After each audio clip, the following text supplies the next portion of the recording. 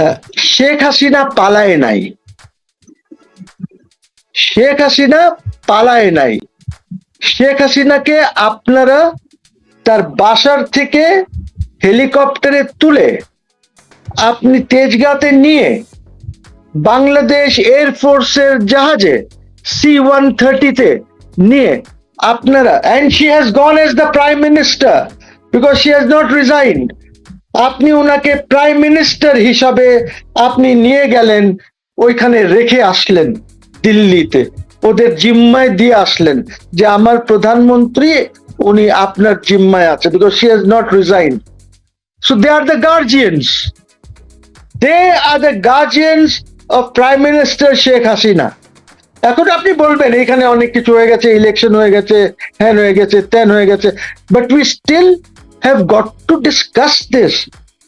উনার ফলোয়ার্স আছে, আরে আমরা তো সব বিরোধিতা করেছে এক সময়। এটা এখন হাইন্ডসাইটে মনে হচ্ছে যে হয়তো ঠিক করি নাই, বিকজ 18 কোটি লোক তো আর রাস্তায় ছিল না ওনার বিরুদ্ধে।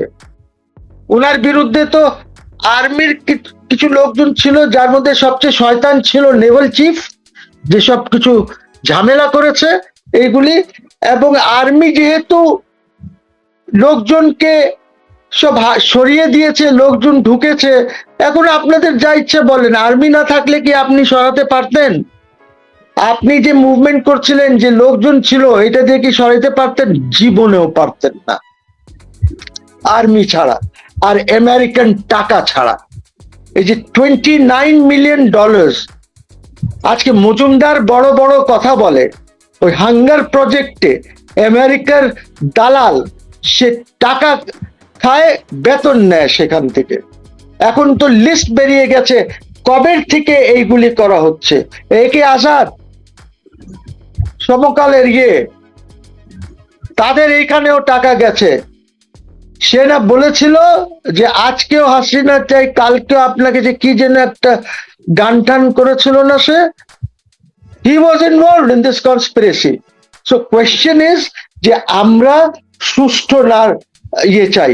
আমি যখন বললাম আজকে যে ভাই আপনার কি বলে রুগ্ন রাজনীতি, আমাদের 54 বছরের যে রুগ্ন রাজনীতি আছে, এই রাজনীতির জন্য আজকে আমাদের দেশের এই পরিস্থিতি।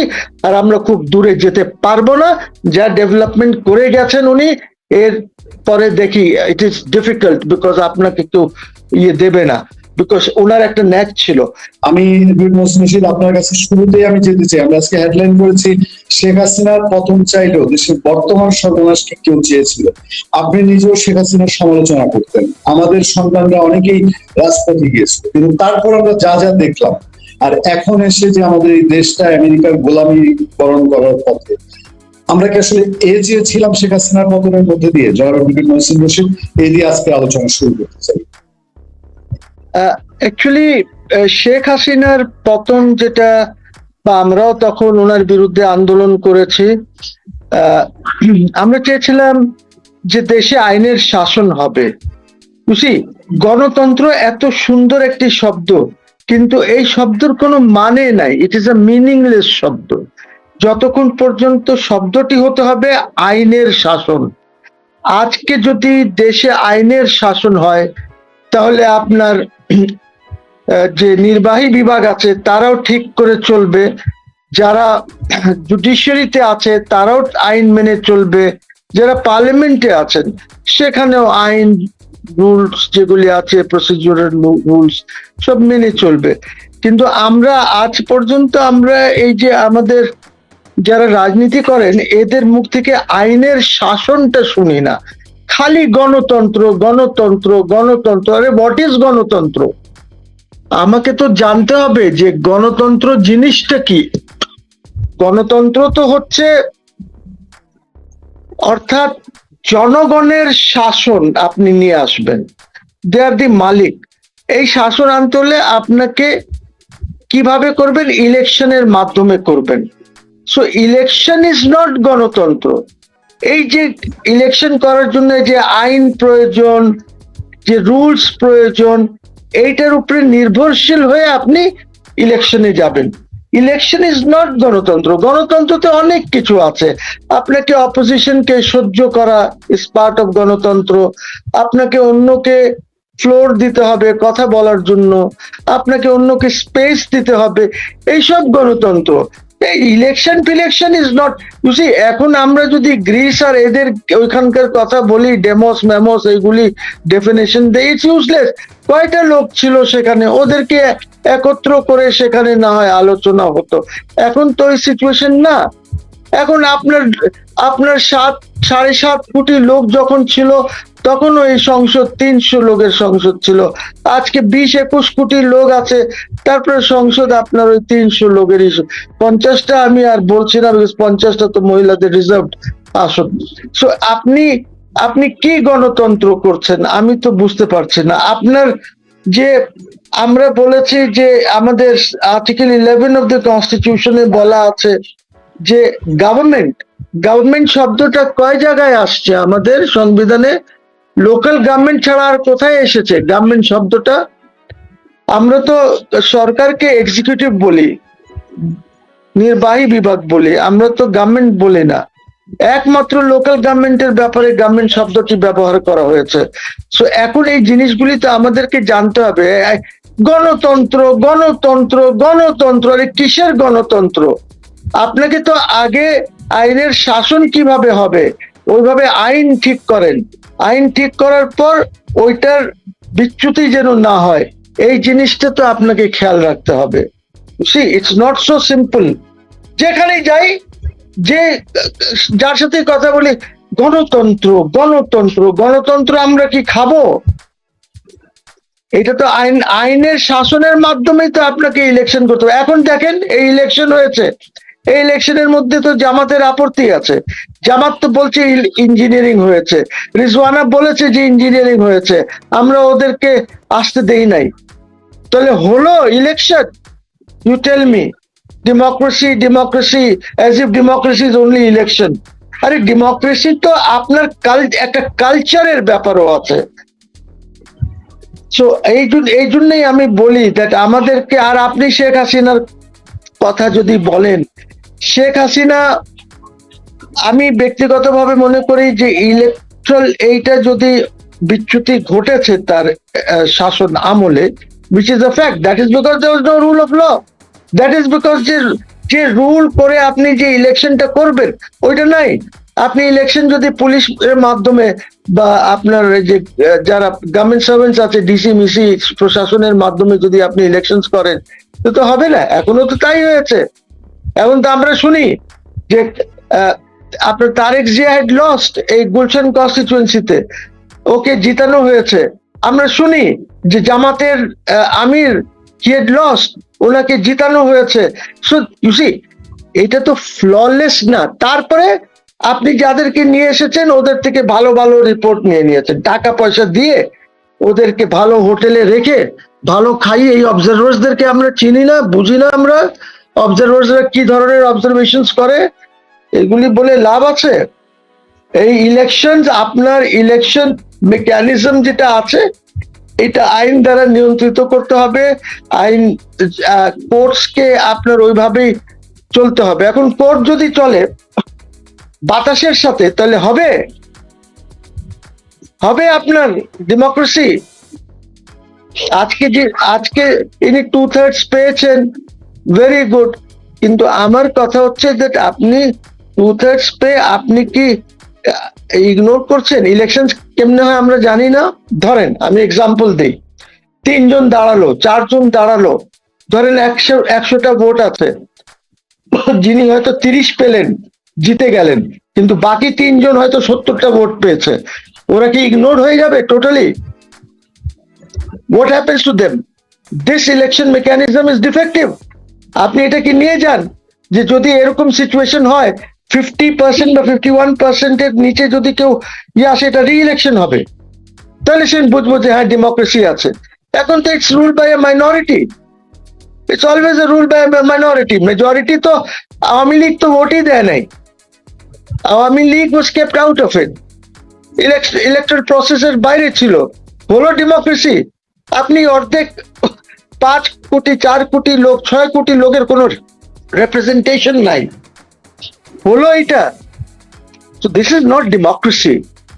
আপনাকে মেজরিটি নিয়ে আসতে হবে।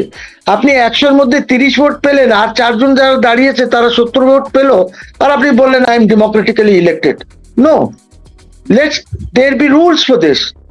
রুল অফ ল আপনি এখানে আনেন যে এই রুলস এর আন্ডারে হবে, আবার রি ইলেকশন হবে দরকার হলে, যে 2 জন হাইয়েস্ট পাবে ওদের মধ্যে রি ইলেকশন করার।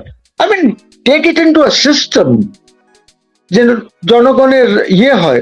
এটা তো rule by this is now also being discussed in the United Kingdom, ওরাও এটা ডিসকাস করছে। এই জন্যই আমি চেয়েছিলাম যে একদিকে আপনারা এইটা করেন, এইটাকে ঠিক করেন, আর একদিকে রাষ্ট্রপতিকে অ্যাডাল্ট ফ্র্যাঞ্চাইজের মাধ্যমে আপনি ইলেক্ট করায় নিয়ে আসেন। He will have some powers, you will have, parliament will have powers, একটা আমরা ব্যালেন্স ক্রিয়েট করব। বাট এটা তো কেউ করতে চায় না, যার 2/3 মেজরিটি। বিকজ আপনার অ্যাডাল্ট ফ্র্যাঞ্চাইজ থেকে যদি প্রেসিডেন্ট ইলেক্টেড হয়, যদি অ্যাডাল্ট ফ্র্যাঞ্চাইজ থেকে যদি প্রেসিডেন্ট ইলেক্টেড হয়, তাহলে কিন্তু ওনার তো একটা পাবলিক রিপ্রেজেন্টেশন থাকবে, যে পাবলিক ওনাকে ইলেক্ট করেছে। You see, we have to understand this না। এই জন্যই তো ব্যালেন্সের প্রয়োজন আছে। বাট যদি ব্যালেন্সই না থাকে কনস্টিটিউশনে, তাহলে কিভাবে হবে? আপনার পাওয়ার কোথায়? আমি প্রাইম মিনিস্টার হয়েছি, একটা কনস্টিটিউয়েন্সি থেকে এসেছি, 3-4 লক্ষ লোক বা হোয়াট এভার 2 লক্ষ লোক আমাকে ভোট দিয়েছে। I am one man.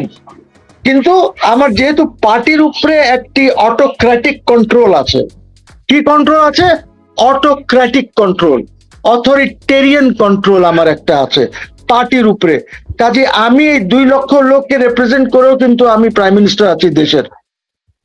ইউসি, আর এই ধরনের ডেমোক্রেসি কিভাবে চলে আপনি দেখছেন না ইন্ডিয়ায়?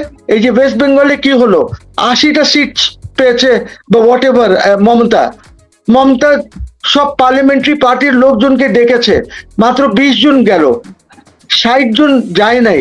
ওই 60 জনের মধ্যে 58 people have resigned from the party and formed a group of their own.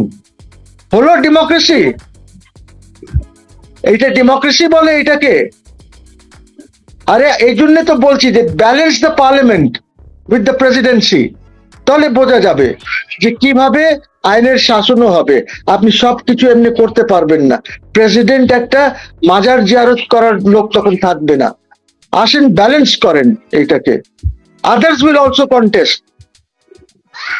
বুঝছেন? So this is not democracy, this is a farce in the name of democracy. আমাদের দেশে যায় এই ইলেকশন সিস্টেমটা is a farce and nothing else.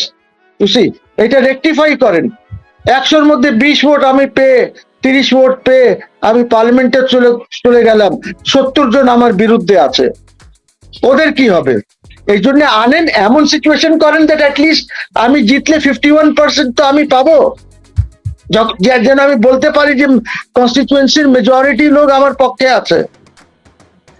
এই minority votes নিয়ে আপনি চলে যাচ্ছেন, আপনি সরকার ফর্ম করছেন।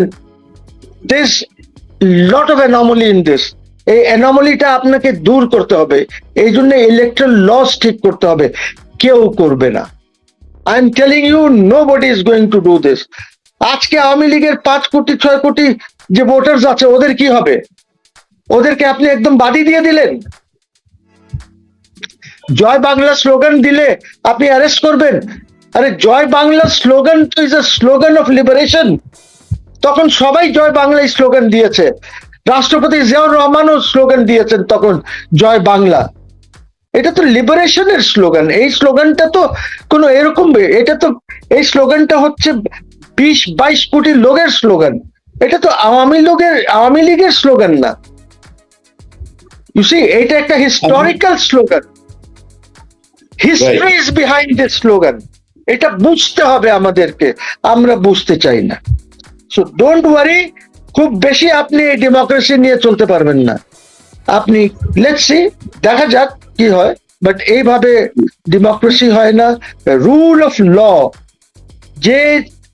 যেন রুল অফ ল হলে সুপ্রিম কোর্ট বাতাসে চলবে না, নিচের কোর্ট বাতাসে যাবে না, যে যেদিকে বাতাস বয়েছে ওদিকে চললাম আমরা।